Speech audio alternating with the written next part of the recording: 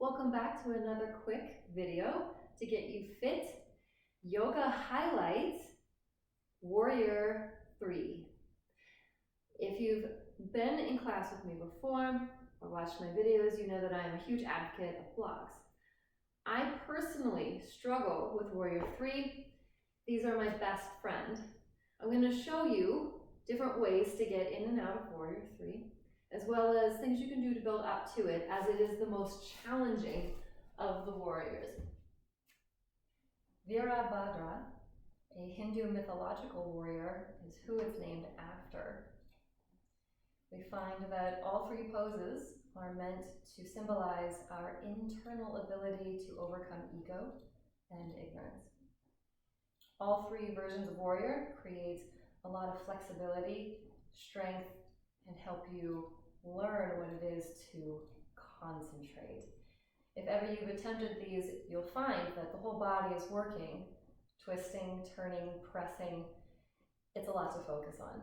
And sometimes when we're moving through a yoga flow in a sequence during class, there isn't time to pause and think, where are my hips? Where are my heels?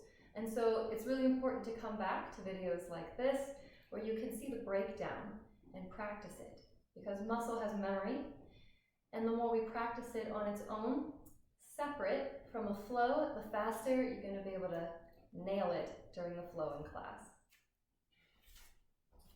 Starting out with tips on building your way up, I'd highly recommend visiting a tabletop position where you learn the orientation of your foot and your knee. Also, in this exercise, you're able to engage the back, across the abdomen, balance. We're warming up all the same muscles we need to use in Warrior 3. When I'm talking about the orientation and rotation of your knee, most commonly we end up here instead of here. My kneecap needs to be facing to the floor. My toes need to be facing to the floor. I too am guilty of this, where the heel will rotate towards the body's midline and my toes kind of turn out. But if you're doing this exercise with me, you already notice the difference in the glutes, difference in the back and the abdominals. We're using them completely differently in order to have the toes and knees point down throughout that exercise. Try the other side with me. If you can, look back, take a glance at your toes and your knees. You can even look down between the arms, past your chest, and feel the difference.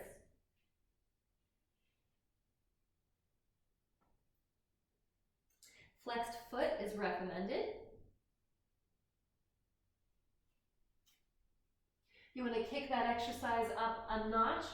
You'll go opposite arm to opposite leg, ensuring that we don't have sway back in cow and that we're not arching or pushing the weight too far off of shoulder and hip. Opposites. Checking out your back, checking out the orientation of the knee.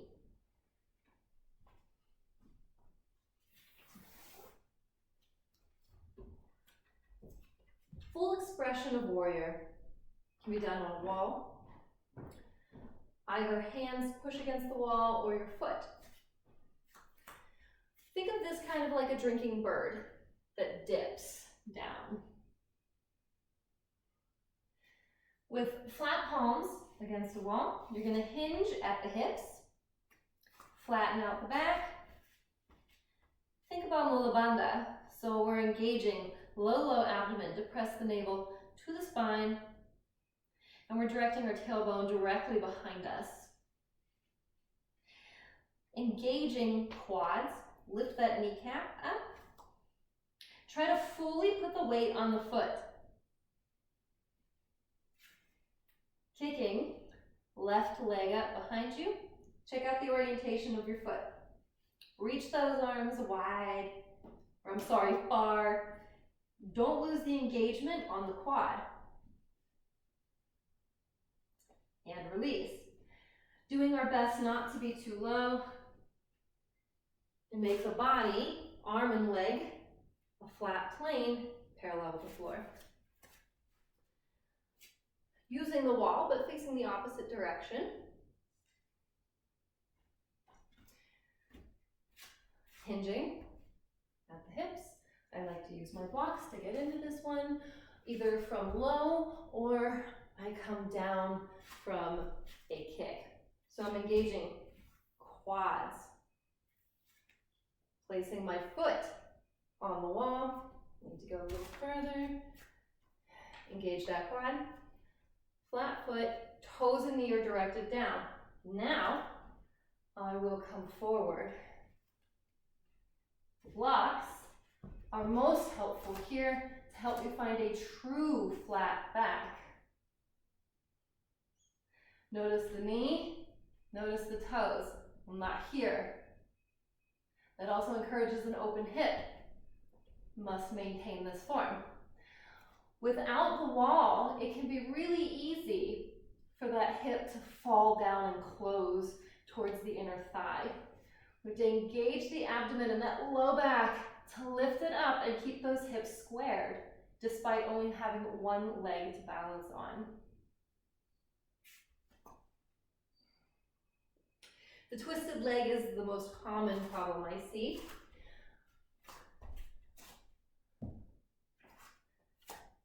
Entering, my least favorite way. We're often lunging forward, or perhaps we're coming out of a crescent lunge. Coming out of crescent, we would fold forward and lift.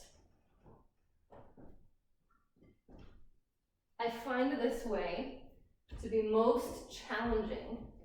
An easier way for me to concentrate and come in, typically with less wobble, is actually at the front of my mat. And instead of lunging forward over the balancing leg, I choose the balancing leg. Slight bend, hands at my chest. It's just easier for my balance and concentration. The whole time I'm focusing on knee and toes facing the floor. And then I slowly kick back, back, back.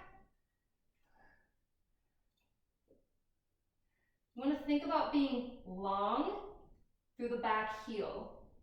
This front knee may have a micro bend in it. If your leg is straight, your balancing leg is straight, let me put my blocks. If your balancing leg is straight, be careful that it is not hyperextended. Do you see the difference here from hyperextension into a straight leg? So I have to truly, truly engage the muscles here above the knee. And if I can't, if I lose that engagement, I need to bend a little deeper and instead bring my warrior here. All the while keeping that hip from falling down or opening up too much to the side.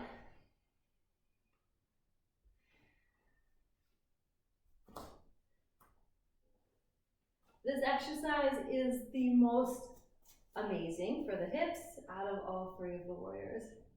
If you have any comments or questions, please leave them below.